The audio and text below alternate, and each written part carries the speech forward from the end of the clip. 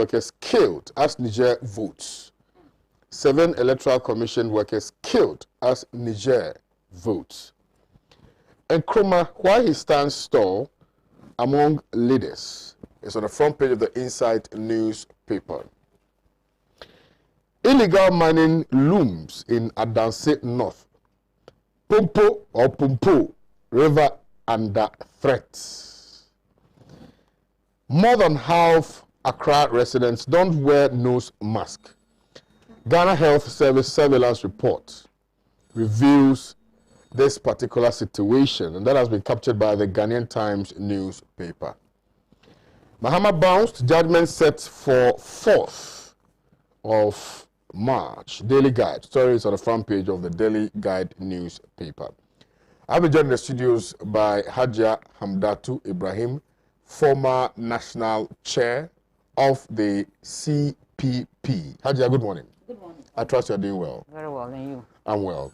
Also here seated is Madam Gabriela Tete. Good morning to you. I trust you're doing well. I love your look today. Your hair is different.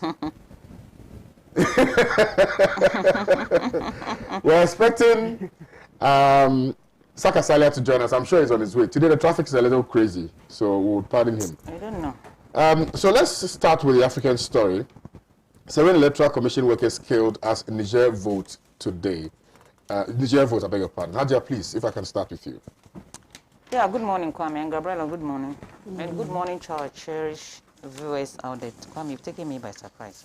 Yeah. Because I know you love elections and yes, related when issues. we have a situation whereby because of elections people will be killed, yeah. I don't think even the president that was going to be elected will be happy to rule a country that is divided, a country that is under siege, a country that is, should I say, under war? Because if you say anything at all, the officers in charge of the electoral process are being killed. I think Ghana, we should thank our stars because if you say anything at all, hardly do you see electoral officers being attacked. Even though our elections too, there were some deaths. I think it is not good for our democracy. It is not good for Africa. And I think those who went to do that in Niger should bow their head in shame. The reason for the killing of the electoral officers, I'm yet to, we just got here. But I think in general, as Africans, we shouldn't behave like animals. Because if we do that, the Western world, other people in the other side of that's where we create an avenue for them to come and say that they want to come and broker peace. And then we bring people who don't even understand the dynamics of your country to be part of your electoral process, which is not good enough. Because if you say anything at all, it's an election. If there's going to be an election, and then the officers who are in charge of the electoral process are being attacked, are being killed, then I think we still have a long way to go as a continent. Because if you say anything at all, why do you kill? If you think you can contest and win, or they think that the 7 electoral officers were doing something that would not inure to their benefit, that is why they did that or not. I didn't read the story, but I'm just speaking in general.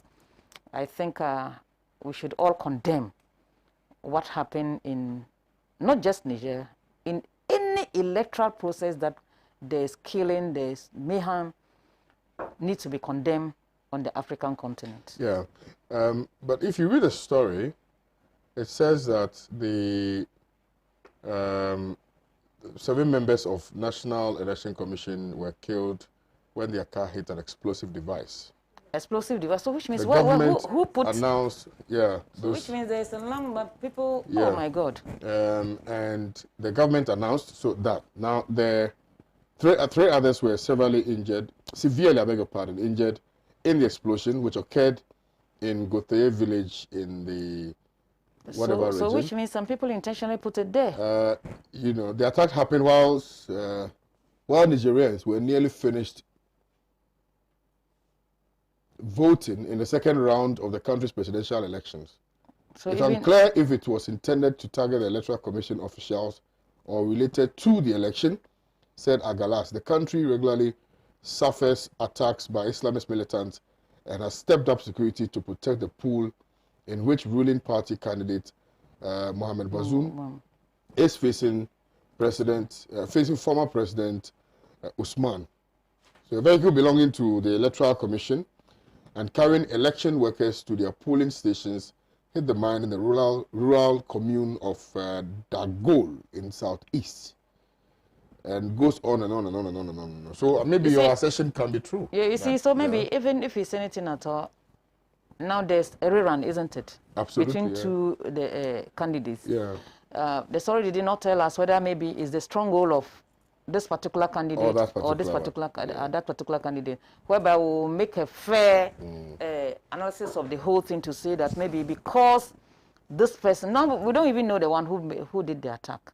So I think, Kwame, it's a sad story. It's a very sad spectacle. It's a sad story because you wake up in the morning, you are going to work to earn a living for maybe your family, and then the course of your work, then this kind of thing happened is very sad. Just like people going to their normal work in the morning and then there are some accidents on the road. I think as Africans we should try and understand if democracy is not good for us, Kwame. I mean, I think it's a debate we can have. Whether democracy is good for so should I say the kind of democracy that we are practicing? The winner-take-all thing. I mean, you see, it's bringing some kind of tension because some people think that. I want to believe that we've not been deliberate about wanting to create a system that works for everybody. That is the. I think that is what, to the extent that people are comfortable staying in power at the expense of what the people want. For me, it forms part of the basis for which we have not been able to sustain our democratic experiment across the continent. You see, I mean, just check the statistics. Almost all the countries. Look at Togo. Look at Ivory Coast. Look at Gambia, for instance. So why don't we sit as a continent to look at what will inure to the benefit of our ordinary people? I don't think we are ready for that. So that everybody will feel part of the process. So there will not be any, I don't know. Because, you've lived in Rwanda before. Even though some people are also saying that Paul Kagame is there for a long time.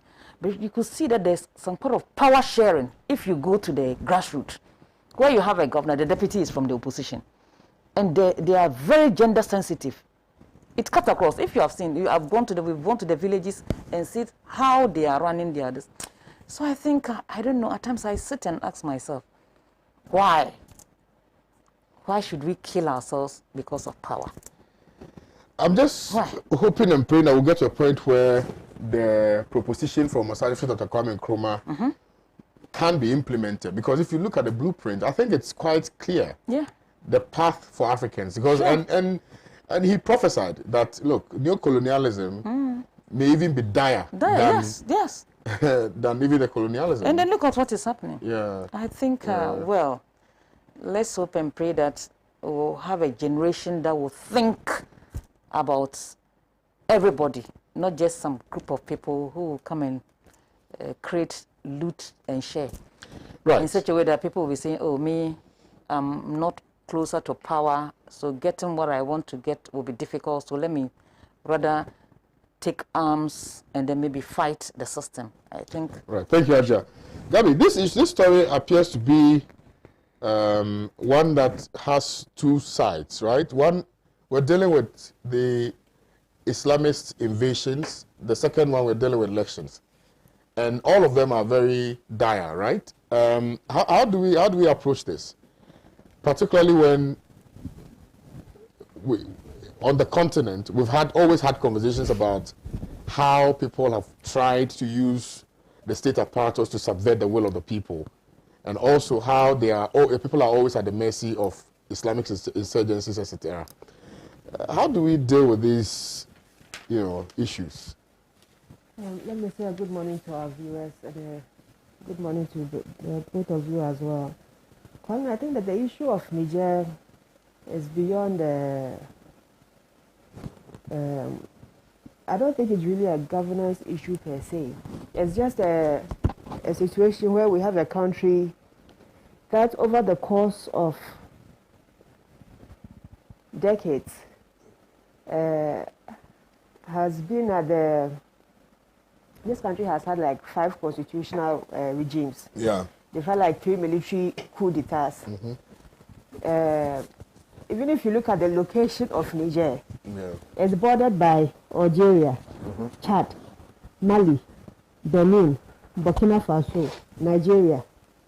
Who did I miss out? I said Mali, right? Now, we know already that within this West Africa sub-region, we've been reporting cases of these terrorist groups in Chad, Mali, Burkina, Nigeria, northern Nigeria, and even part of Niger. You know, the terrain in Niger, sadly, is tough. According to the Human Development Index from 2015, Niger is consistently at the bottom, between 188 and 189. The economy there, very little is exported. Their agriculture is mainly subsistence agriculture because it's desert land, and they have long periods of drought, short rainfall.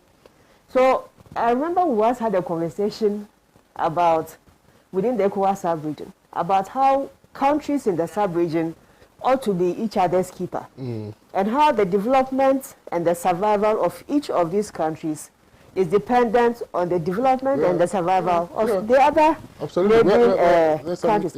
I was listening to the vetting of Honorable Kandapa, and he was talking about the threat of terrorism and why they had to move so many of our military troops to the northern part of the country to protect the borders.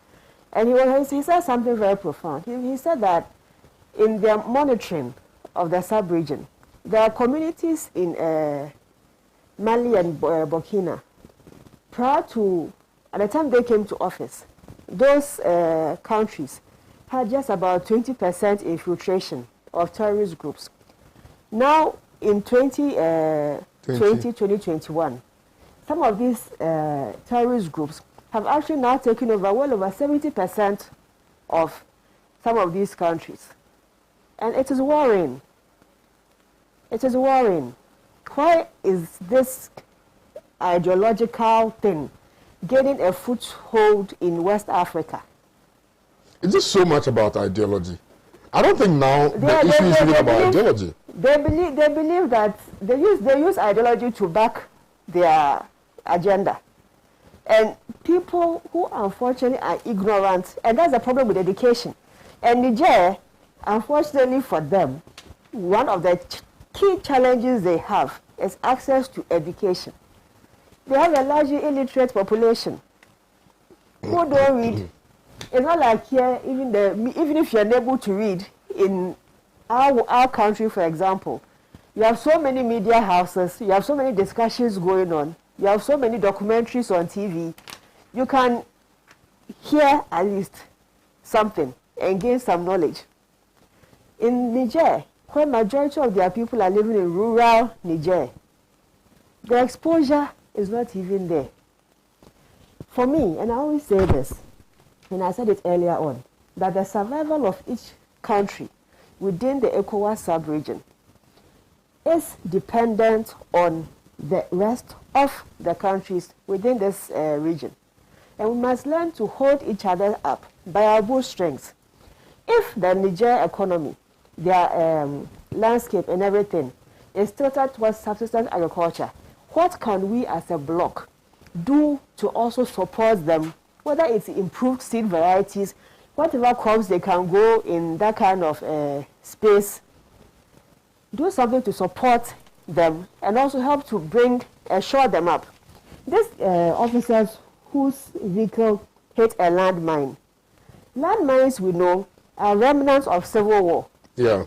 It was, if you follow the Vietnam-US war, they planted so many landmines. To date, they are still searching for landmines. It is the same in Iraq. There are so many countries where after the war, there's now a whole project to go in search of landmines.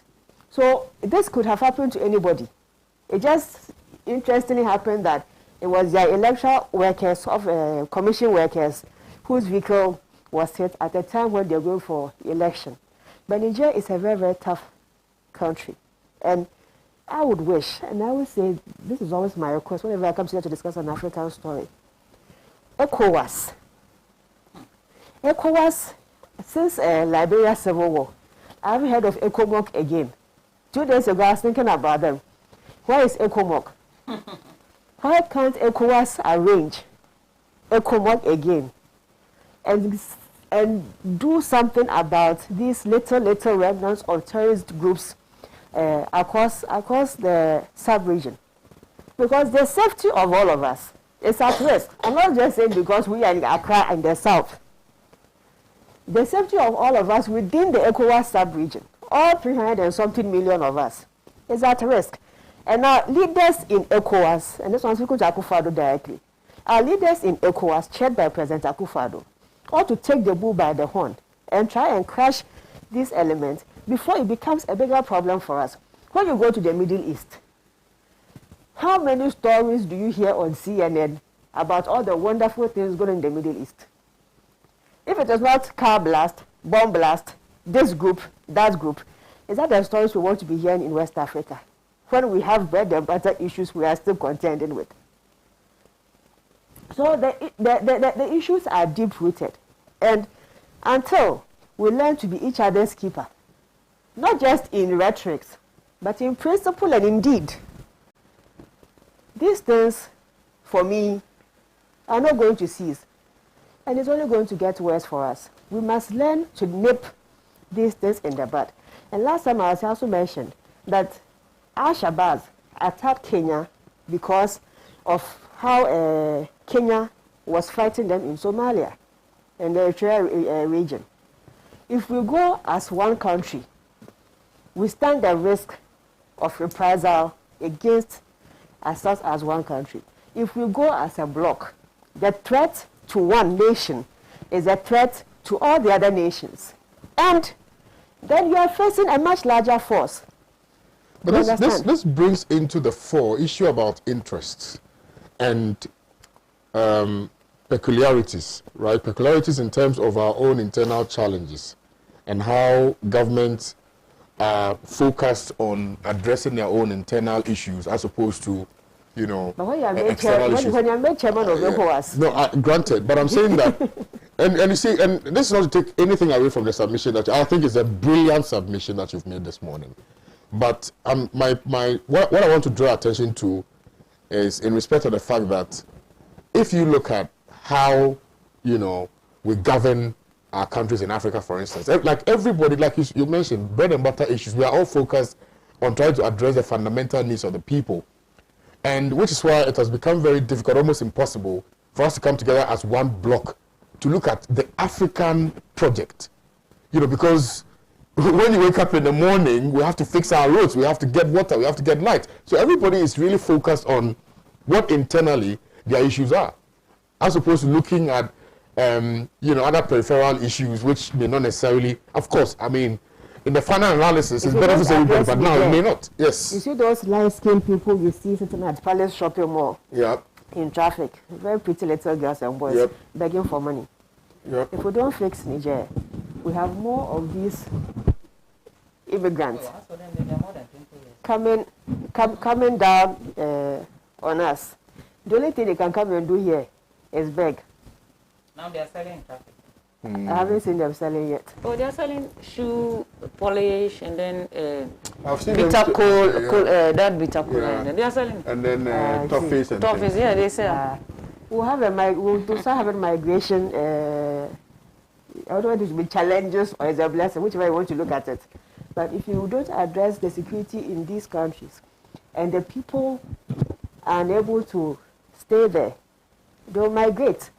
And you don't know which country they're going to migrate to.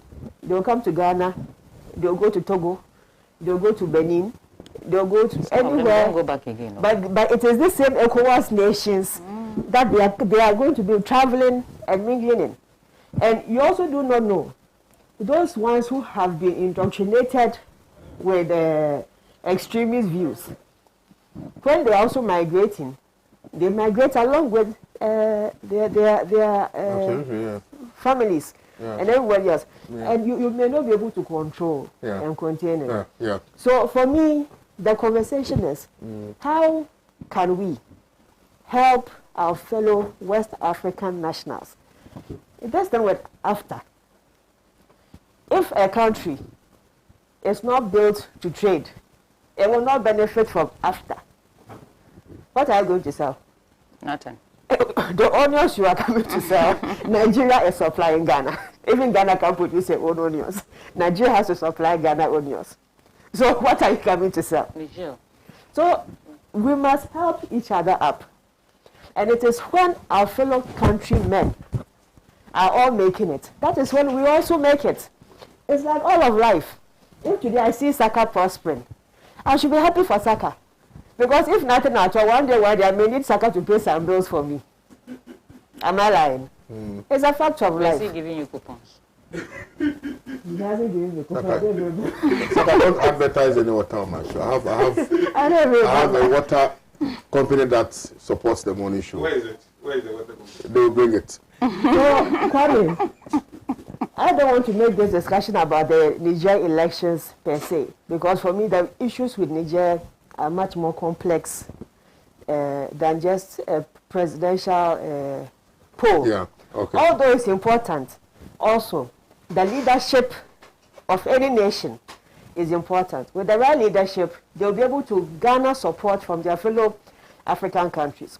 So definitely getting the right leadership is important. But we as sister states within the sub-region, poverty there, we Papa. ought to do something to support each other. Ajia, the last time Ghana tried to do something... I'm Gabriela, not Hajia. No, I'm coming to Ajia. Okay.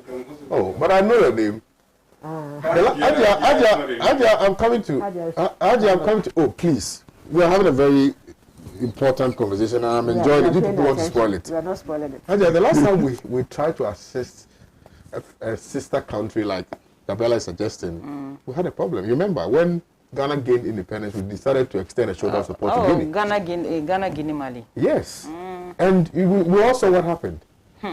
And for me, it is very crucial because, you see, Gabriela has raised some very important issues, which are germane to the conversation. But point is, how will we be able to do this without incurring the wrath of the people? Because already, like I told you, we also have our internal issues of unemployment and all of those other things. People will be complaining that we don't have money, we don't have job. Why are you giving the money to another country? Kwame, it's not about us giving them money.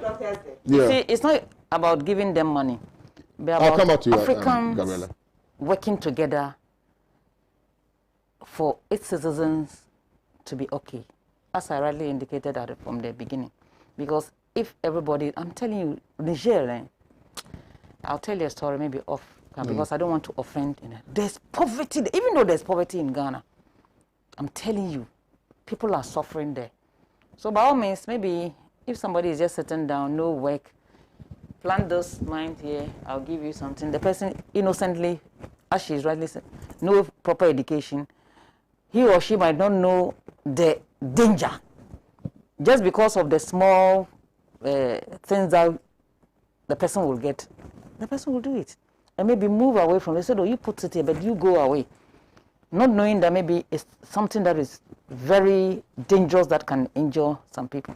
Maybe even coming to think of it, maybe after the explosion, some people will say, oh, so what we planted here is what has caused this. Because the education, most of them, there are rural communities there. Some don't even see cars. Unlike Ghana, we've even gotten it and we are saying that it's not enough. Some part of Niger, I say, I'm telling you, I went to Boga for a wedding, my niece's wedding. Kwame, a lady told me a story. Because let me tell you, when we finish cooking, the kanzo, do you know some people dry it? TZ, they dry it.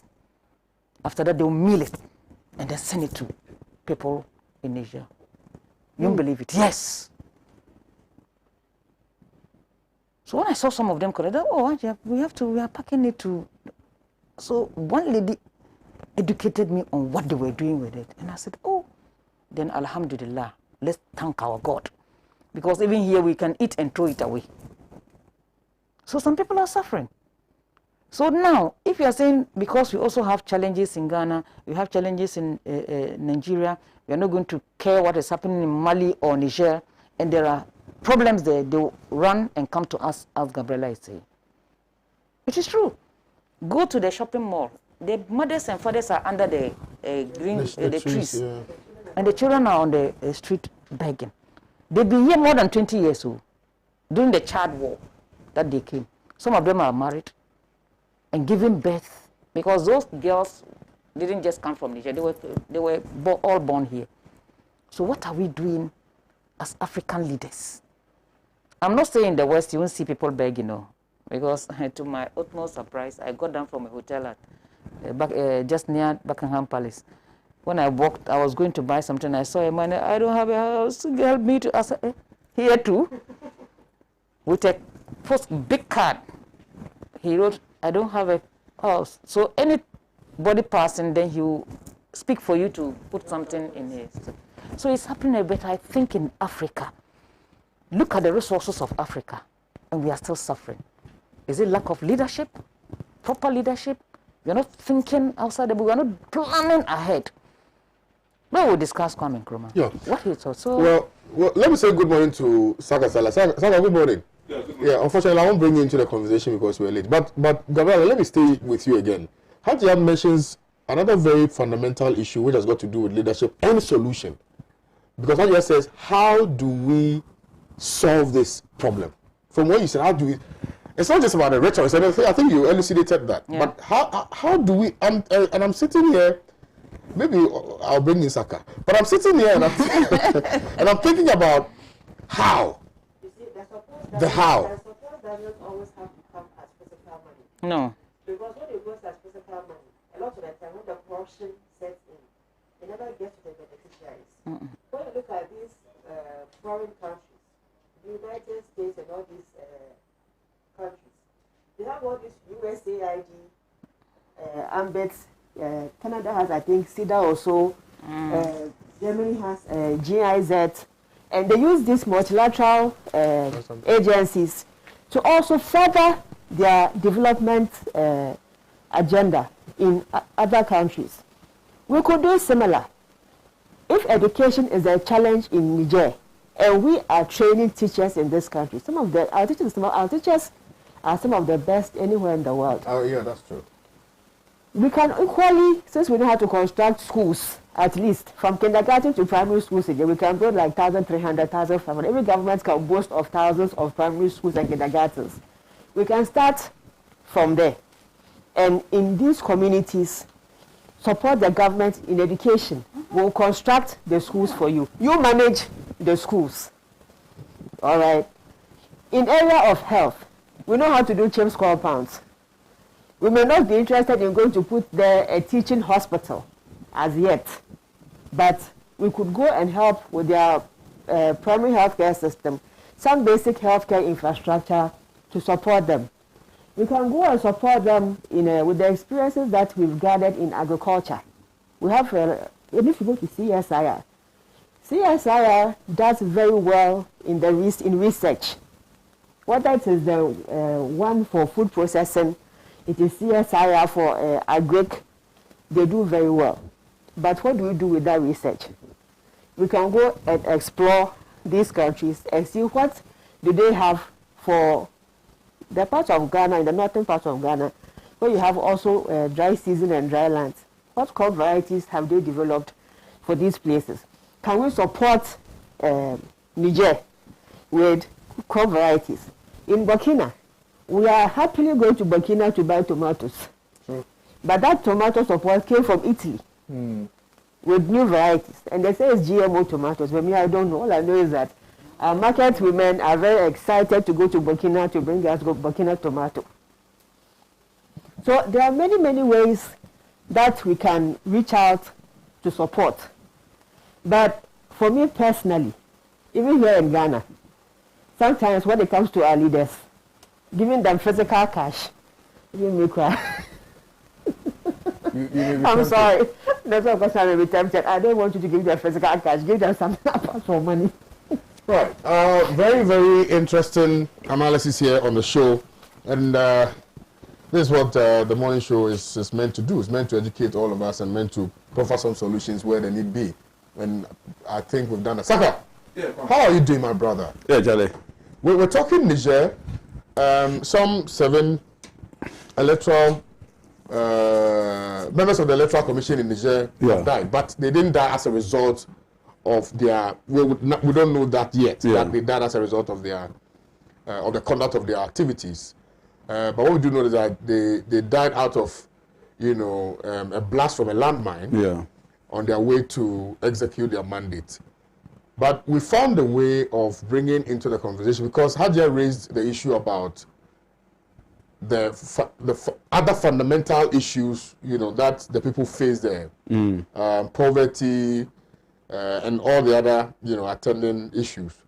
Then Gabriela also brought in the issue of leadership and whatnot. So we try to move the conversation a step further beyond that which has been captured by the newspaper. So I just want you to touch on that briefly, and then we'll come back home. Yeah, thank you very much. Yes, good morning to everybody. Kwame, I think we ever discussed this topic here, this Nigerian topic. And for me, it's unfortunate that this thing should be happening. And I remember when we discussed this thing, we talked about the fact that the stakes are high. Even though Niger do not have that so much natural resources. It's a poverty-ridden or stricken country. But the little that they have, everybody thinks that he has the right to control those resources. And the stakes are also high because the current president, Mohamedou Issoufou, is stepping down. And then there are 2 different people who are coming in.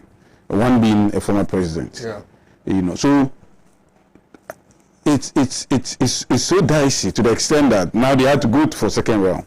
And when people say that, okay, they are not sure that the mine explosion is not targeted at the electoral workers, I think that even if it's not targeted at them, it is targeted at making the country ungovernable or causing chaos in that region.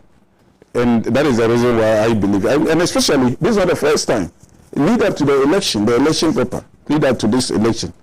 I remember we read here about 100 people who were killed by some jihadi group, in connection with the elections and all that. So you can see that these are the handwork that is going on. People don't see democracy the way we see it in Ghana here. They see it as, life and death. And mostly because when they are in governance and because the poverty-stricken nature of the country, the few that have stronghold in government are the people that enjoy or that take, the chunk of the resources for their personal use and all that. So everybody is coming to be part of those, to be part of the loop. I mean, those privileged few. And that is the reason why the scramble for leadership or for the control of the resources in Niger is becoming, so much. And for me, if you look at even the election, the one who supports the government side, the government candidate, he had about 40% of the vote, and the opposition, the former president, had 17%. So, I mean, clearly you can see that one of them is in the lead, in a comfortable lead. But what also makes it a little bit dicey is that the former president had the support of the various minority parties. So going into the election, anything can happen. So the stakes are high, and then people want to do any and everything in order to destabilize the situation and then get to government. I think poverty speaks well, and then it also has everything to do with winner takes all, because the resources are small, and then few people will be in control of those resources. So let me be part of it. However, channel or method that is used to get there. I think that is serious. That is the reason why it behoves on the West Africa a sub-region, the regional groups, or even the AU, to, as a matter of agency, in some of these elections, they should just get there and ensure that the right things are done. Because people want to name killed in order to get there. And if we just reduce them to observers, to reduce them to people who just come and observe what is happening, and then the usual language, it is free and fair and all those things, I think that we will not go anywhere. And it should not be like might is right, that the one who is able to, marshal forces and do the unthinkable, at the end of the day, is the person that should be declared the winner and all those. So a lot of lessons will have to be learned, a lot of things will have to go on. Especially if you look at them, in terms of democracy, they have not reached anywhere. And because they have not reached anywhere, they are not like Ghana. They had their independence in 1960. But I think that this is the first time that they are doing a real democratic transition. And some people will not even see the need why a whole government that has been in power for 10 years, should just hand over to somebody. And you remember at a point we nearly had some of these things when the former president was was rather asking rhetorical questions like hand over to who? Because sometimes you become so ingrained in leadership to the extent that you feel like, nobody else can govern except you. You wanted to use the word intoxicated. Yeah, intoxicated. Let me, for want of a better word. You wanted to use it, but you were being... Because, So I think that, Kwame, the problem of Niger is a problem of all of us. And especially these jihadis who are doing some of those things over there, if they are able to get their way out and nobody does anything, to them, they grow and they'll be emboldened, and then they can extend their tentacles towards any part of West Africa. And that is the reason why it's better to clamp their activities down as quickly as possible. Very kindly, Saka Salia. Well, just joined us. We're watching the news review segment on Pan-African Television with me, Kwame Owusu. So let me remind you that we're streaming live on our Facebook page, which is Pan-African Television. For those of you who are on Twitter, we are on Twitter as well, Pan-African TV. I'm also on Twitter, Kwame Owusu Danso. So you can you can connect with me there as well. Instagram is at Kwame Owusu Danso, and for that of Pan-African TV is Pan-African TV. All right. Let's come back home and discuss Osaji Dr. Kwame Nkrumah. Adia, tomorrow is 24th February. Sure. Ghana's Day of Shame. And it's instructive that we continue to highlight Osaji Dr. Kwame Nkrumah, what he stood for, the things that he stood against, and the very, ideologies, if you will, that has shaped our political discourse up until now.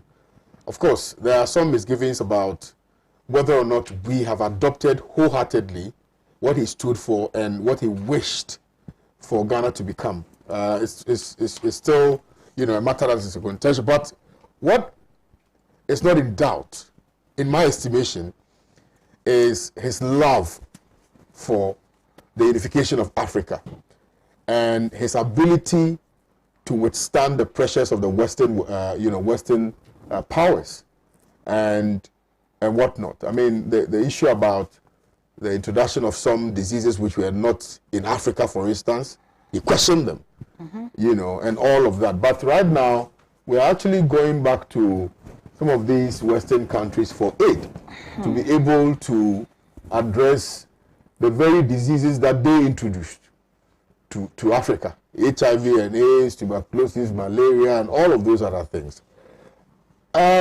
We cannot but continue to memorialize and eulogize Osaji Kwame Nkrumah for, the very many reasons, some of which I have stated here, but some of which I know you would be able to also assist, us in your analysis. So let's hear from you, Ajia. Kwame, I think you have even said it all. tomorrow is 24th of February. And then that will be exactly how many years that Nkrumah was overthrown. And if you look at what Dr. Nkrumah did for Ghana, within the 9 years that he was the leader of this our great nation, and you look at even from 1992, 93 that we became, should I say, another democracy.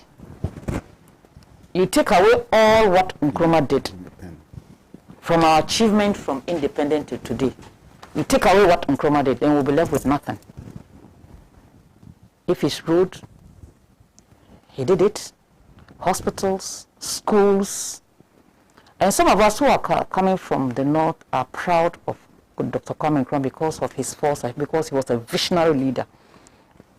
If we read it from history, how the white man wanted, especially the northern part of the country, to be farm, health, maybe laborers and what have you. But he thought it wise to say, no, let's extend education to the north. Even if they are refusing to attend school, let's give it to them free. And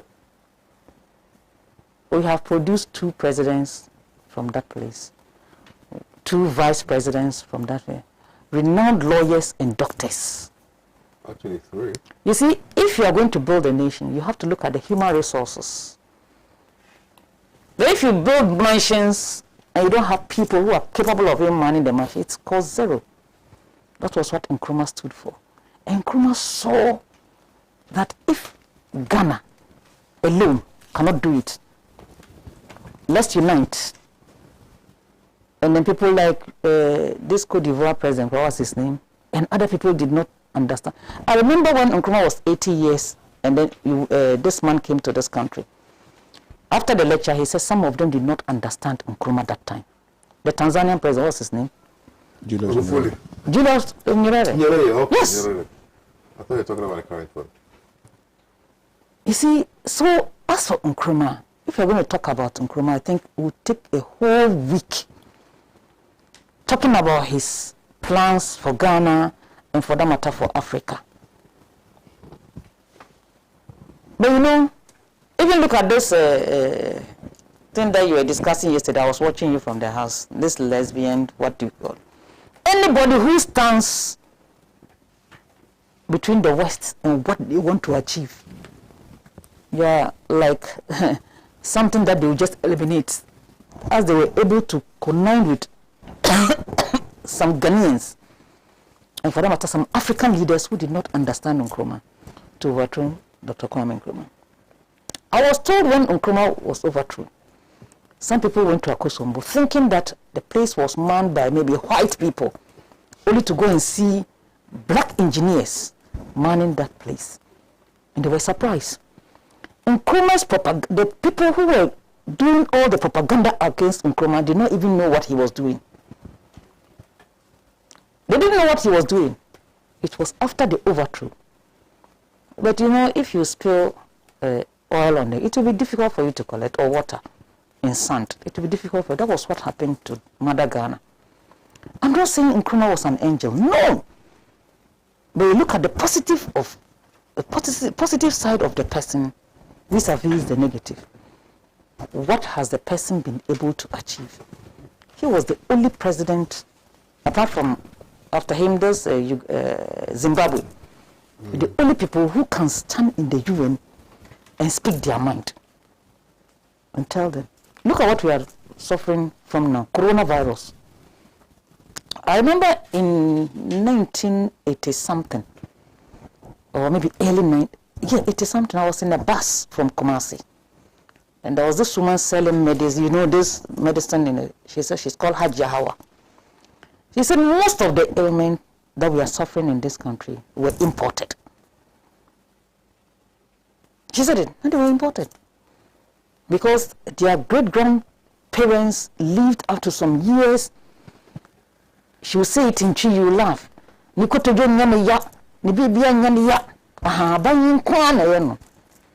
now, we eat rice that may be about 100 years in some stores. They'll ship it to Africa, we'll take it. Oil, we don't even know the compost, we'll take it. Now, as Africans, look at this coronavirus that came. So when we went to AU meetings or ECOWAS meeting, we didn't think about how we are even going to produce our own vaccines. Every medicine from China, you see, we are rushing to buy. There's herbs. Meanwhile, look at our green from here to Bolgatanga. So as for Nkrumah, he did well for Ghana. He built Ghana, and he was thinking Ghana before himself, or for that matter, his immediate family. What did the family gain from Nkrumah being a president? Nothing. Nothing. But you have some people who say, Nkrumah did this, Nkrumah did that. Nkrumah was trying to establish a one-party state. If you are throwing bombs and trying to kill me, and I say, okay, let's have a one party and then we'll all be part of the governance, is it not better? That was Nkrumah's plan. Okay, fine. Those who said Nkrumah was not doing well, after the overthrow of Kwame Nkrumah, have we moved forward or backwards? Kwame, we've moved backwards 30 years. 30 good years. We don't control our own natural resources. Galamsey is everywhere. Foreigners are mining without recourse to the laws of the country. Can you go to China and go and even dig a hole without permission? But it's happening in this country. That was not what Nkrumah thought for Ghana and for that matter Africa. So for me, when it's getting to 24th February, I get sick. If not because of the love I have for this station, I wouldn't have even come out. It's like I start mourning. Even before the day. Because it's sad. So we are talking about roads.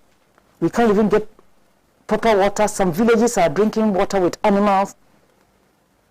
After so many years, look at the plan Nkrumah had for Ghana. From Bolgatanga to Elibu. It was well structured in such a way that it was going to be like, I told you I've been to Libya before, like in Accra, if not certain things, nobody will come to Accra. Because all the capitals, all the districts are well established. You don't have to come to the big cities to do business. But look at what we are facing now. Go to Makwala, it's choked. Go to KJT, it's choked. No proper planning. So when are we going to sit and plan again for this nation to move forward? It's difficult because we don't have a national agenda. Any government coming will say, oh, we didn't do this, so we'll put it away. The other day I was telling somebody that a book that was written by one of our comrades, Dr. Wood, Robert Wood, about even how, yes. Engineer Wood. So I was telling people that read the book. Don't look at the name of the person, or for that matter, Nkrumah's book. You read it. Just take your mind off that it is not Nkrumah's book, but you are reading the literature to learn something. Ghana wouldn't have been like this. Because, oh, this person started this, so I'm telling you, go around the districts in this country, you see so many abandoned projects. Then after year, we still go for monies to build new ones. When old ones are there, that we can revamp, be it an industry or a factory, that we can. So I don't understand. I don't really understand. Coronavirus have come, and we are running hectares, but we don't even know what to do. We don't even know what to do. They will create the sickness, then manufacture the vaccines, and sell it to us. So when will Africa, when can we stand on our feet and say, enough is enough? If it's Gorgie, do you know Gorgie? Neem tree, that we are going to boil for everybody to drink. Let's do it. Or if it's the pawpaw tree, or what are researchers doing? Is it that they are not giving them the opportunity to manufacture the medicine for it to be tested by, is it FDA? FDA. Then they will approve it for us to take. Or what? Now, I just read that we have some vaccines from India and Russia. So as for us, when the coronavirus came, we're just sitting, waiting for vaccines from. And are we not going to pay for these vaccines? Or it's free? No. We're going to pay for it. Even if they are giving it to us now, which means a loan will be taken to pay the vaccines. I think Africa, we are lacking behind in so many things. And that was why Nkrumah made that profound statement when he declared the independence for Ghana. We had our independence, all right, but what about our economic independence? We are nowhere near our economic independence. Since we don't control the price of our cocoa, gold, diamond, bauxite, everything. We don't even know the quantity of gold that goes. Wasn't it Mr. Osafumafo who went to Dubai and he was told that is it about 8 billion? Meanwhile, the records say it's 3 or something. Why? You see, it's sad, Kwame. At times, if you think, you sit down and look at what is happening in Ghana and for that matter in Africa, then you ask yourself either some few people want to be enjoying and more people suffering or what. We're talking about 1D, 1F. If you go to Bogatanga, Zwarungu, there's a huge factory there that can employ about 100 to 200 people. Until and unless we industrialize in this country, we should forget it. Absolutely. I agree with you. We should forget it. Yeah. And that was all what Nkrumah was thinking about. But the reactionaries said, no, it seems you are running before crawling, so we are not going to allow you to run. We'll just cripple you, bang. And look at where we are today. Akosombo Dam. When Akosombo Dam was built, the population was less than 5 million, isn't it? People were saying it's a waste of nothing. Because he knew we are not going to be stagnant. But always there will be population growth. Absolutely. We use those facilities. The people said no, that is not how it should be. And we extract gold in this country. We don't have a gold refinery. Everything, including our oil. So for me, tomorrow, some people describe it as a Ghana Day of Shame or something. Yeah. I would describe it as a Ghana Day of retrogression because we've not moved forward. How can we gain independence from 1957? We have all the resources in this country. Those who are tying maybe loans to certain things that we should go for before, I think enough is enough. The laws, I think we've taken enough. We can build our own nation. At some point in time, he didn't go for any lesson. We did Operation Feed Ourselves. We were able to feed ourselves and even export. I think we have to look at what Nkrumah stood for. Read about Nkrumah. Read about his ideas. A president who wrote so many books. If we don't do that, we'll continue to be enslaved in our own country. And this is what is happening. Anything Ghana, people don't like it. Rice, they say, oh, always touching. Look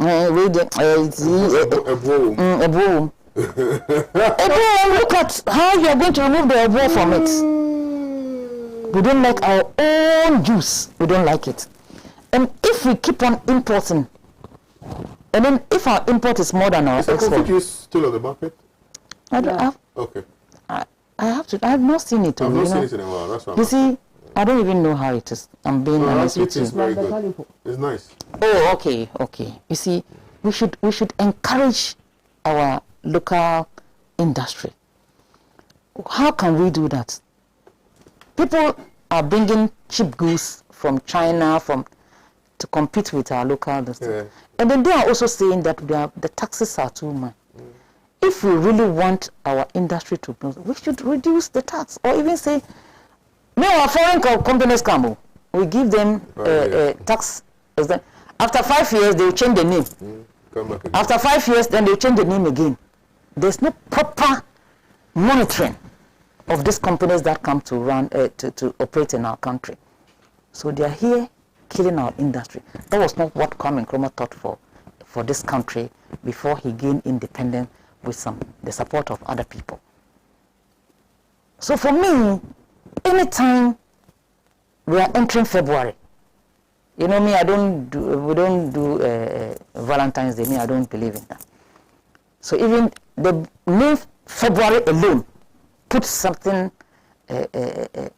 not fear, some anger, but not anger, but sadness in me. I get sad. I said, hey, 1st February, then I'll be counting. I had the 24th. When people saw the need to even invite Nkrumah to go and book a peace somewhere, far away east, only for him to be told that he has been overthrown. Sad. But I think as Nkrumaists, we have also failed in a way. If we are not able to galvanize support and come together to also lead this country and continue the good work of Nkrumah, then we have no business being in politics. I'm telling you. Because even if somebody is a leader of a political party and he believes that, oh, this agenda of Dr. Kwame Nkrumah, if we adopt it, it will be good, some people within the party will say we will not agree. But if it's a CPP government, would anybody say he will not agree? Maybe with some kind of modification of certain things. Because I think, you know, governance is a process. You don't just be stagnant and say, oh, because this was done in the 1950s, maybe it can work today. But whatever Nkrumah stood for, the way it was relevant some 50 years ago is still relevant as we speak today. A country that cannot control its own national resources. Kwame, our trees are being cut left, right, center. Pollution of our waters. Oh. It's sad. Mother Ghana bread. It's sad. Thank you. Very, very sad. Thank you for it's very, very that, sad. In-depth. So for me, that's why we always say Nkrumah never dies, because his ideas are so relevant to Ghana. That's if only our leadership will listen and listen well. Well, let me come to you, Gabriela. Kwame Nkrumah. Visionary. Idealist. You know, when Hajar was talking, when she made reference to Akosombo, the whole Water River project plan was for us to, by this time, be chief exporters of aluminium. 2021 from 1960. How many years? 40 years. Maybe more than 40 years. So how many years is that? 60 what? 1960 to 2021 is what? I don't know. Me, will you put your mathematics there? 60 years. Kwame. And me and a day. When he commissioned Akosombo dam,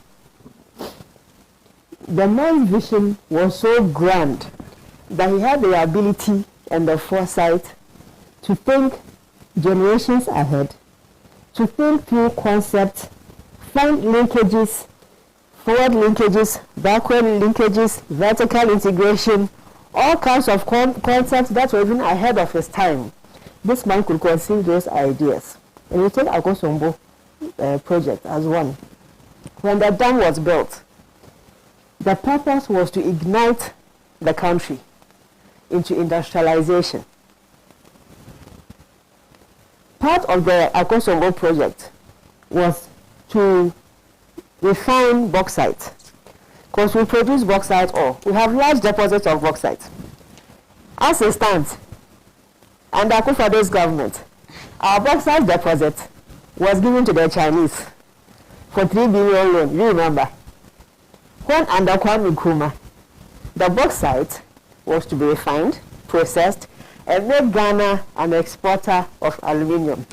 The what's it called? Aluworks. The aluminium factory that was established, instead of processing bauxite, was rather importing from Jamaica.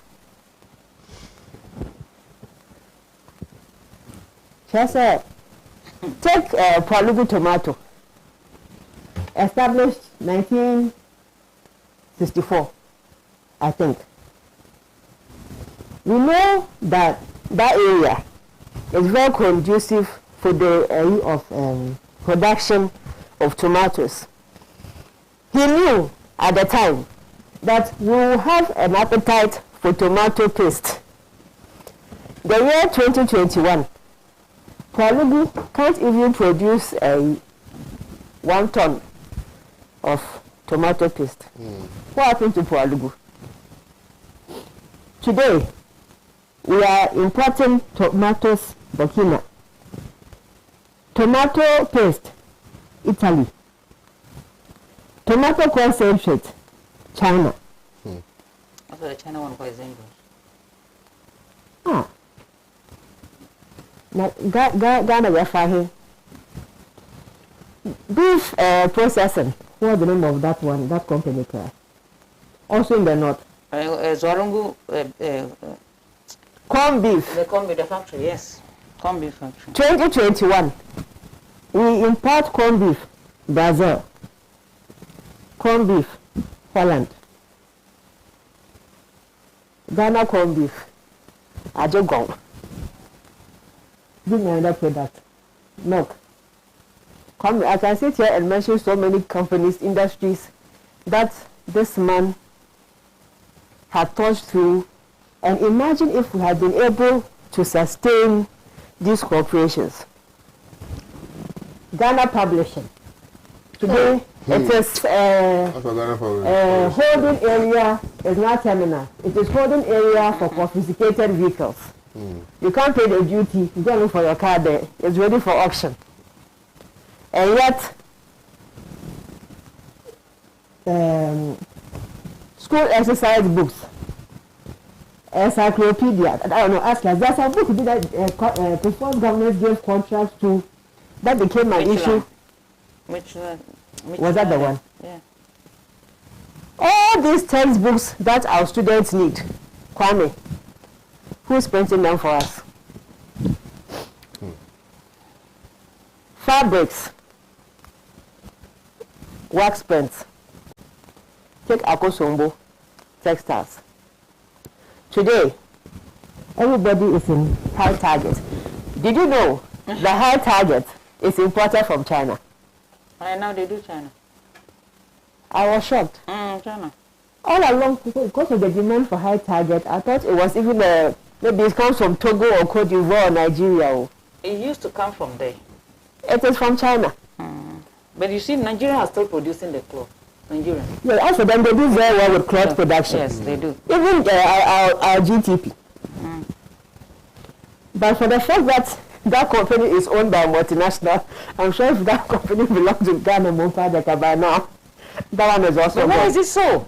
Thermal food processing. It was taken over under Diversity by Papa Bear, a German, to GAFCO. Eventually, it was taken over by somebody else. Now, I don't know who owns a Snett or something. Kwame, the point I'm trying to make, even though my point is all over the place, is the man knew exactly what we as a people need in our daily existence, our feeding, our clothing, our industrialization, and he had a deliberate program to support it. As I mentioned, our course about textiles, he had Japan to prepare the cotton. Yeah. We had cotton fields that were producing cotton to give to cotton this country in Upper East too. a melon plant. I had a boss with glass. So the whole thing, and it benefited the whole country. Manufactured the first car in Ghana. I mean, when we think about Ghana today, I don't know if we should blame trade liberalization or we should go and blame, who can we blame? We can't blame anybody but ourselves. We just lost it from the day Kwame Nkrumah was overthrown. Since Kwame Nkrumah, I don't know any other selfless leader this country has been able to produce aside from that man. Some people will mention one his name. I don't know. I prefer Kwame Nkrumah. At least when he was good, you know that he didn't have anything.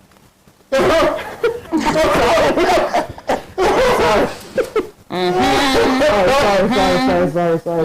No, that one came out too raw. No, but that's the, I mean, that's the truth. What's in your mind? That's the truth, actually. Comes through from the mouth. Did Kwame Nkrumah have any problem? Nothing. Yeah. Nothing. The man was so selfless. The house they are occupying was, it was a champion's time that they took some money from. I think they gave it to the lady after years later. Yeah. The man's whole mind was preoccupied with developing this country. When he travels outside, whatever he sees, he comes and he wants to replicate it in Ghana Even to better the livelihoods of his people. Also, these are leaders, when they travel and they see something, they want to take their girlfriends there. They want to take their girlfriends there. Go and show them Dubai. Look at how he invested in education. Sad. But for Kwame Nkrumah in Ghana National College, my father would not have gone to learn science. But for Kwame Nkrumah and giving scholarships, my father would not have gotten training out of Ghana. I probably by now will be a product of in a village somewhere, thinking this morning where we are going to farm. Stop that. Where we are going to farm. CVP has a long way to go. CVP has a long way to go. If you are part of it and you help, it will have a short way to go. It will have a short way to go. Kwame, all of you benefited from Kwame. The second benefit has started. Operation collapse NDC. Go and pay back your dues to the CPP. Damn it. Everywhere you go, my father was this. Arias has almost benefited from Kwame Nkrumah if you come out to CPP. Operation collapse NDC. Because most of the NDC people benefited from that. Including their flag bearer. The standard of CPP electric shock.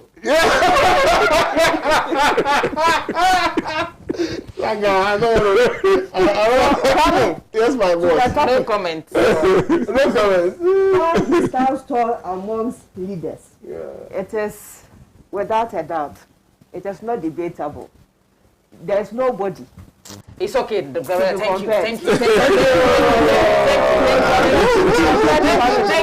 you. And one more thing about Kwame Nkrumah. Say all. During the construction of the Akosombo Dam, one thing I appreciate about the man was that he knew how to get talent, the right talent around him. Even if the talent was not available locally, he'll find that talent out. Sure. In the construction of the Akosombo Dam, they brought Hungarian engineers. That is my motherland. Ghana is my fatherland. Nigeria, Hungary is my motherland. They brought Hungarian engineers to support in the construction of the Akosombo Dam. And for me, any leader who, it doesn't matter the color of your skin, what he needs is what is here. And once he gets what is here, it's good. It's good. Those are the kind of leaders I drift to. Family and friends, I hate it. Like which one? Like all parties. Like 2017, 2020. And now we've even gone a step further. When we brought them back, all of them are unaware. Kwame Nkrumah. Thank you. So Kwame. The man stands tall. All right. Amongst even African leaders. Thank you. Nobody can be compared to him. Thank you very much. Young stay in power, his short stay in power, and the things that he was able to do. If successive governments had even attempted to sustain it, this is not where we will be today. We'll not be importing concentrated tomato paste from China and tomato puree from from Italy, and tomato from Burkina Faso. When we have Bulgaria tomato, Navongo tomato, Techiman tomato, what is wrong with us? Well, this question there, only Saka can answer. What is wrong with us? But Saka, you said what? Electric shock, eh? Yeah, electric shock. Oh, okay. Good. What's his name again, Cry? Who? The one who said electric was a Green Street. Good morning to you, Mr. Lawyer Grace. That was their policy. Green Street Esquire. 2020 policy. Yeah. Which policy? That was the CBP policy. Which one? Can electric shock be policy? Any policy? No, please, don't ridicule that. Haja, what are you talking about? No. No, Haja, this one. It was not the policy. This one, me and Saka will agree. But how can you say electric shock would be a policy? It was the policy of the They were going to give NBC and electric shock. Jamela. Was it not the policy? policy of electric shock. Electric shock. Don't support them. So what was it? Well, okay, let's just lighten it, soften it. Maybe policy is too hard. Are we discussing electric shock? It was the manifesto. Good morning to you, Mr. Justice Hidaku Owusu. Yeah, don't mind you people. Mr. Justice Hidaku Owusu, good morning.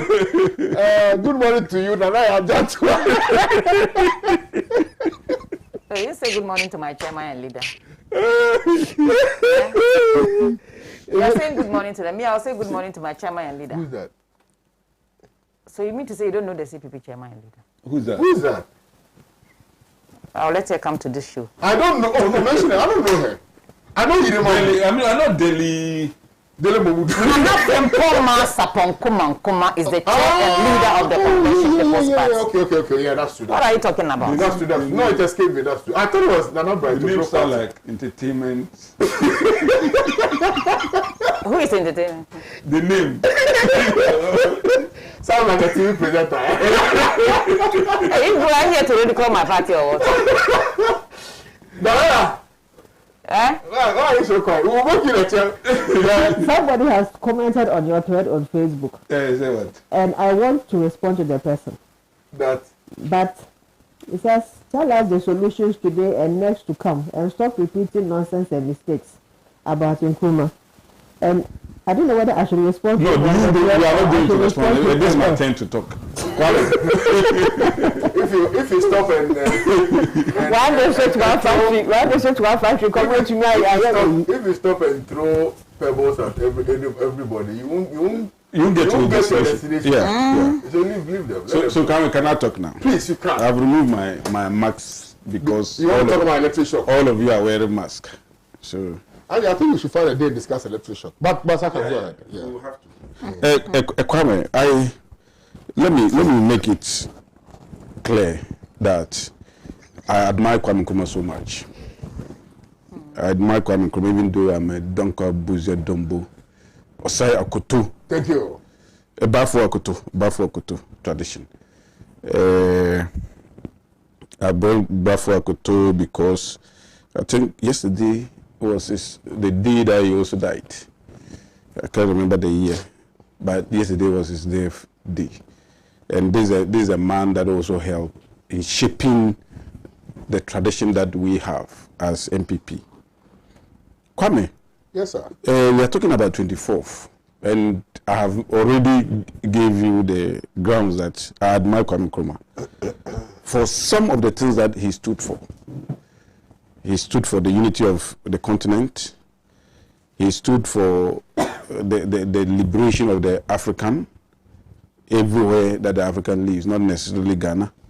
He believed in the unity, and he believed in the economic emancipation of Africa. Not just, liberation of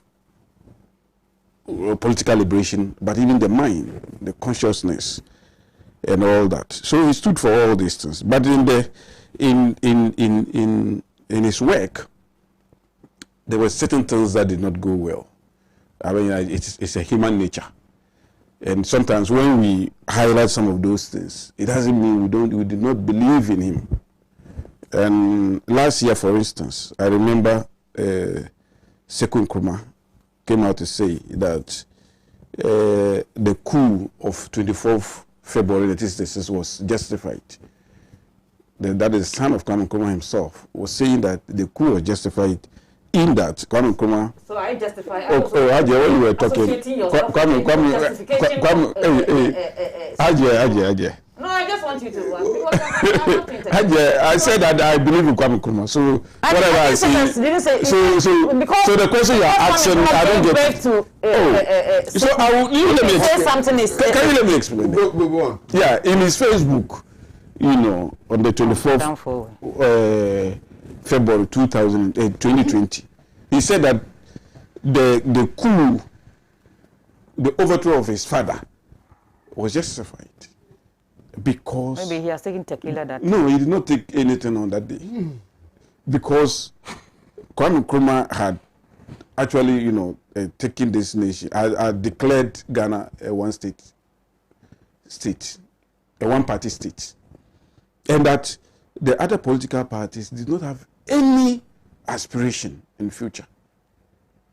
Because if the party in power is the only party, for instance, like today, if we have only MPP. So Kwame Nkrumah just slept and woke up and formed one party.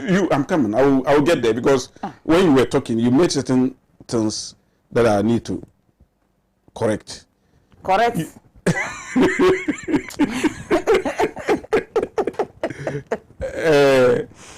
You see, Hadia. No, I won't allow you because I know you, Saka. Anytime they And it's because of you I'm even doing these breaking things. Because I don't want to incur your wrath, but I want to still make my point. You get the point. So I'm saying that you cannot declare one party state and think that the people will just sit down and watch you. When Haji was talking, I just said that, PDA, for instance, there's a Prevention Detective Act. Yes. Was because people were throwing bombs and all those things. It is not true. I mean, that's not true. Who told you that it was not? Oh, let me explain myself. Okay, explain. Because immediately after independence, the next year now Kwame Nkrumah introduced the PDA. Before independence, his life was threatened.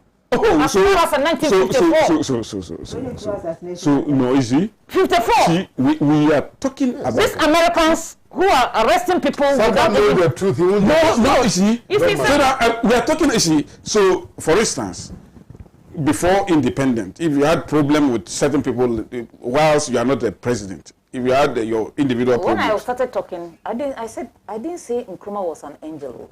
Oh, so I'm not also saying he's an angel. I said he's a devil. See, but then, what he did for Mother Ghana and Africa but it's more than his negative. So you know that there are negatives. So you were highlighting on the positive. Let somebody also highlight on the negative. No, so that there will be a balance. To put it in a context, put it properly. So there will be a balance. What balance? No. I mean, he's not an angel. I'm lying. And therefore, when you talk of this side, you have to talk of the other side. But I'm even telling you that in building a nationhood, one thing is certain, that the people want freedom. No matter how good you are, no matter if you can give even the people milk and honey. Let the people listen to me too. When you were talking, I just allow you. You see, if you give the people honey and milk every day, and then you instruct them to be sleeping, and they should not go outside a certain threshold, they will revolt against you. The freedom of the human being is more important than anything. A clear example is what happened in Libya, where in terms of economic development, Libya, per capita, they were the best in Africa, even in the world. Don't bring Libya, Clara. In terms of development and everything. And where are they now? Oh, I'm coming. Everything. I want to explain to you the human nature. That if you do anything and then you restrict them, they'll forget about what you are doing because the freedom is what they want.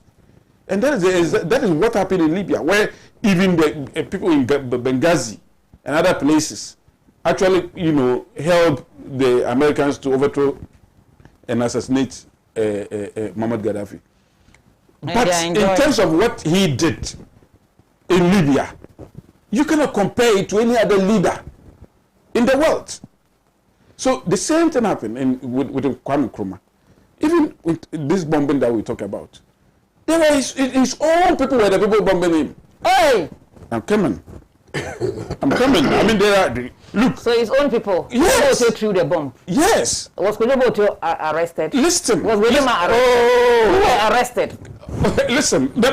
The people that were, look. When the Kunumbungu bomb, actually happened, where he was returning from the Burkina Faso, then Upper Volta, and he had to land at Kunumbungu. Kwame Nkrumah himself accused Tawia Adam Afiu, who was the information minister then. He accused Kofi Krab, who was the executive secretary of the CPP. He actually accused Akwaje, who was the foreign affairs minister,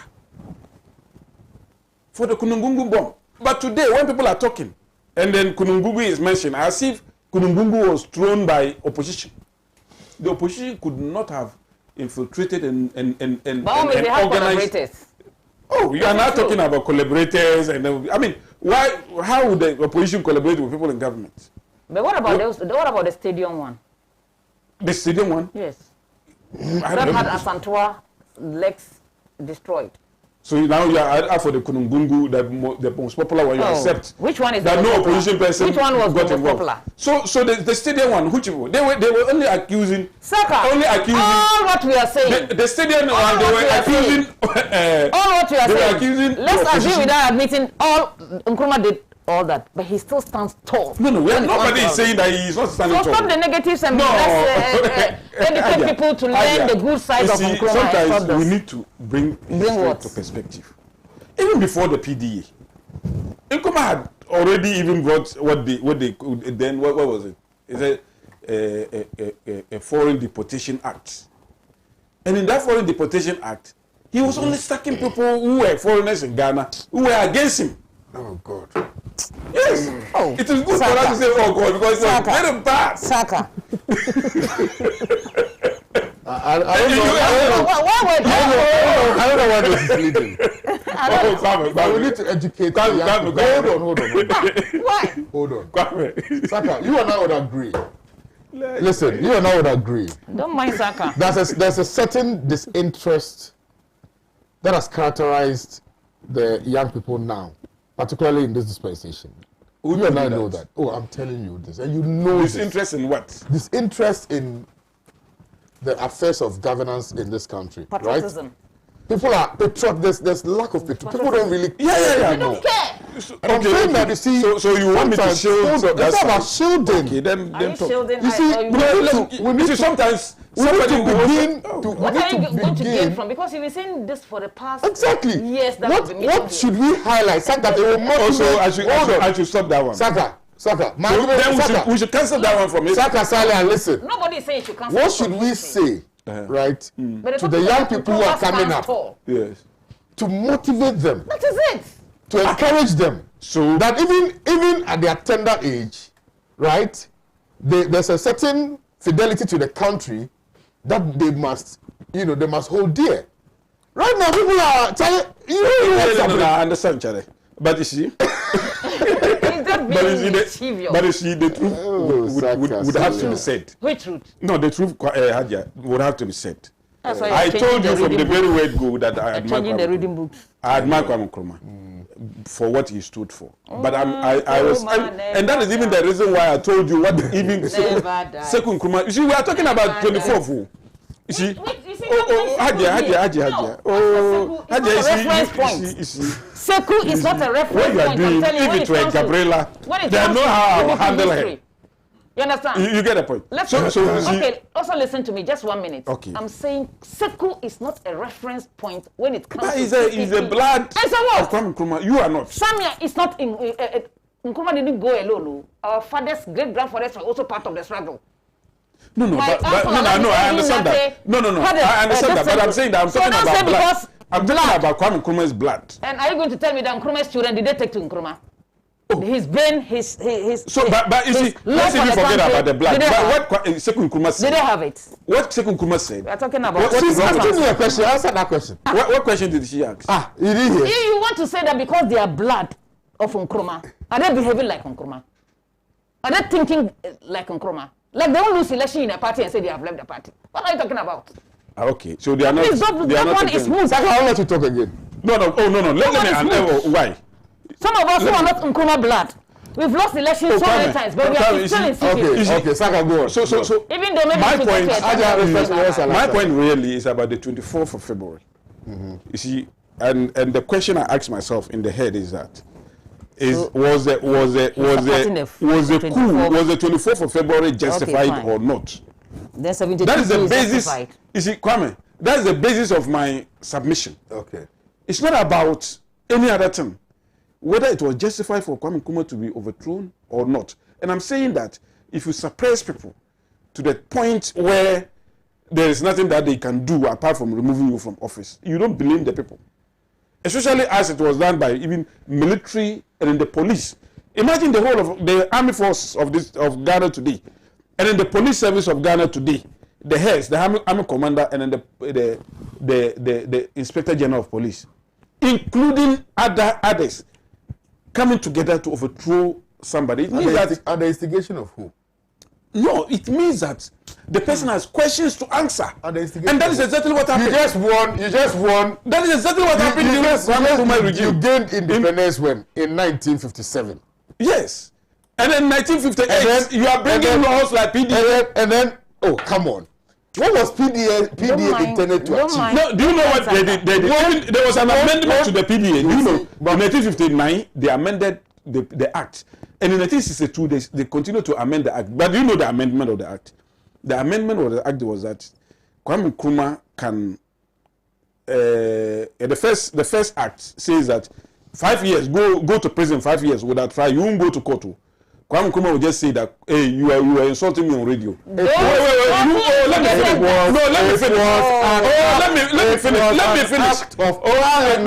me finish. It was an act of parliament, so it wasn't an executive for 5 years. And then the 1962 amendment was that. The 1962 amendment was that after the 5 years, is that not what they are after the 5 years, your sentence can be extended. My time is actually you can be extended without any time limit. So it means that Kwame Nkrumah can give you life in prison. Why not? You know, without going to court. If and such a person, ambassadors and PLA you see, sometimes you people, you don't want people to listen. But you've made your point. We don't know what you want to say. Which one is the point? So when we make some of these things, so that in future, if you have a president who wants to be a dictator, then he would remember what happened to Kwame Nkrumah. Some people can be dictators. He will remember what happened to Kwame Nkrumah and then eschew from that. These are some of the lessons that we can learn from the overthrow of Kwame Nkrumah. It is not every time that when he will come and sit here, we just, give all the accolades and then go home. Sometimes the shortcomings will have to also be brought to the fore. You admit when President Akufo-Addo performs abysmally in some respect. Do you admit? Anywhere he performs abysmally, I will be the first. You do not. Can you give me one place that he performed abysmally so that we can talk about it? PDS contract. He was the one that abrogated that contract. He was the same person, even against the wish of the Americans. Which one? To the extent that the Americans had to cancel our 190 million that they intended giving us. Which one? It was that. Kroll and Associates. Wait. What has he got to do with Kroll?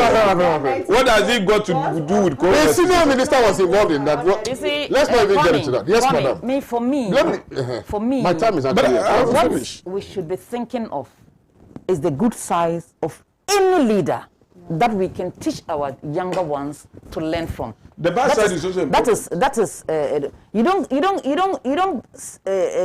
say certain things that would discourage people. You understand?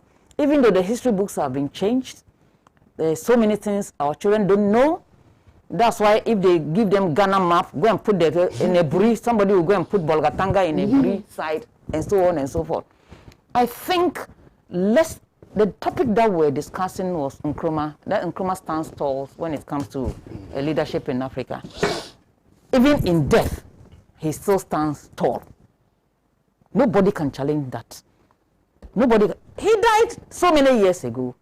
Look at the election that was conducted by BBC. He was voted as the You see, yes, the century. You see, if it's anything That's at all. BBC. But it's anything- CNN, we don't know who. If it's but CNN, ask Janet Nabla, she'll tell you the definition of CNN. PNC General Secretary, she'll tell you the definition of PNC. If you're following on Facebook, you see. So for me, I think let's learn the good side of any leader that have led this country. All right. I'm against a military regime, but look at what Achampon did for Ghana.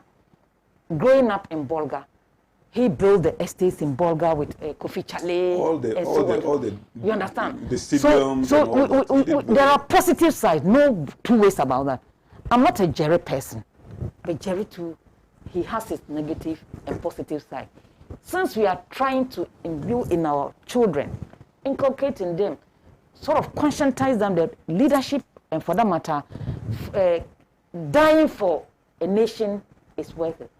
But if we start saying that this, oh, then media won't even go and do, and then something will happen to it. But because the patriotism is out of our system now in this Now country. we can't even speak the truth. Whether You can't we even- like it or not, it is not there. It's sad though. Can you imagine? Oh, sure. You look at the national anthem. It's spiritual.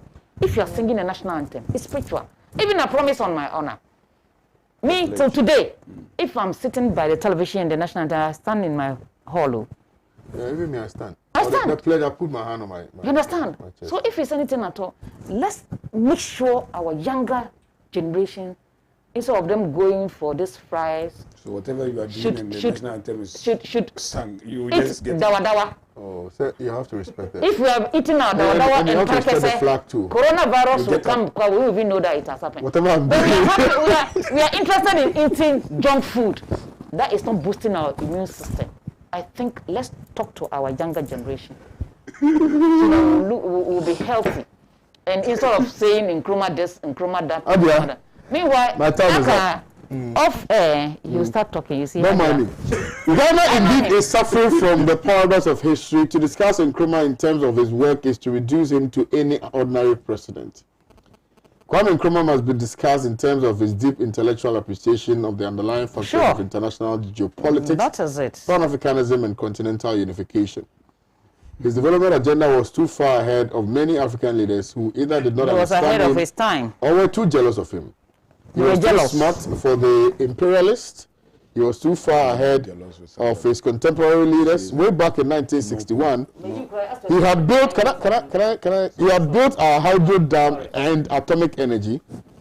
When there were no high roads in many major cities in the world, Kwame Nkrumah built a dual carriage, double side motorway in 1960. People were still against Today, we have potholes even in the year of roads. Look. who is that? I like the commentaries. Who is talking? Who is even the one? Today, we have potholes even in the year of roads. I said manhole. Anytime I drive from Kwame to my house, I take paracetamol. That's That's your friend. I just have. That's She is a good engineer. Can I continue now? Look at this. Look at his modernity in architecture. Look at Job 600 and how he planned his cities like Akosombo and Tema. He had a factory built for anything we needed as a country and to export. Way back in 1961, Ghana manufactured television and radio sets. See how he developed the Tema Harbour and many other industries. People say he was wasting. To know Kwame Nkrumah, kindly read only one of his books, and you will know why. Said it. And you will know why Nkrumah never died. Nkrumah never dies. Uh-huh. Never dies. Uh-huh. Never dies. Uh-huh. Nkrumah never dies. Is You can't die. Ambassador Sam P. Yale sent that message. Happy from Pig Farm says, If you electrocute my own. kindly ask Saka, when did he join the NPP? Saka was with the NDC. Who said that? He joined the NPP when the NDC lost power to Kufuor. Saka should give us a break. This one is for your friend. How do you pick farm? Oh, it's a lie. It's a lie. It's a lie. How do you pick farm has exposed you? Oh, it's a lie. Has exposed Oh, you? it's lying. It's a If lie. the fundamentals are weak, Don't how do you lie, expose you? don't lie. Yes, like that is I have to run. 1 minute. KOD, Yes, the I issue do. is that if we say Nkrumah never dies, Even It's the ideas. Kwame Nkrumah, he can't die. No, it's the ideas. Yeah. Huh? It's the Please ideas. let us not Okay. politicize the discussion. You understand? There It's are ideas. These are about visions and plans for the well-being of Ghana, which have been destroyed Absolutely. by some irresponsible people just in the name of politics. Why can't the government continue and, if possible, complete good projects started by previous governments so as to achieve the goals we deserve as a country, rather than abandoning them and starting new ones for which we cannot complete? Mercy from who sent this very beautiful message. This one, Dr. Nkrumah, is in his grave, but worth more than all African leaders, including our leaders after him.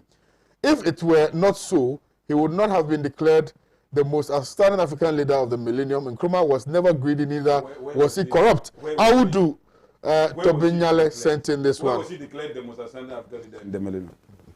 It's a lie. Why is it a lie? It's a lie. He said it's not true. Was it BBC, yeah. BBC I think it was listeners BBC. voting for somebody. Go to, so how about CNN listeners? Have they done How they done a vote? Okay, Pan-Africa TV listeners. They'll do a poll. I don't get The it. court, you see, Do you know how everybody that listens to we are this? hypocrites in this country. You memorialize Mandela, but when they mention Nkrumah, you don't want to memorialize him. Oh, You are I told you hypocrites that in this I country. admire Kwame. I'll see you guys I told tomorrow. you I Have a nice admire day. Kwame, Bye-bye. didn't I?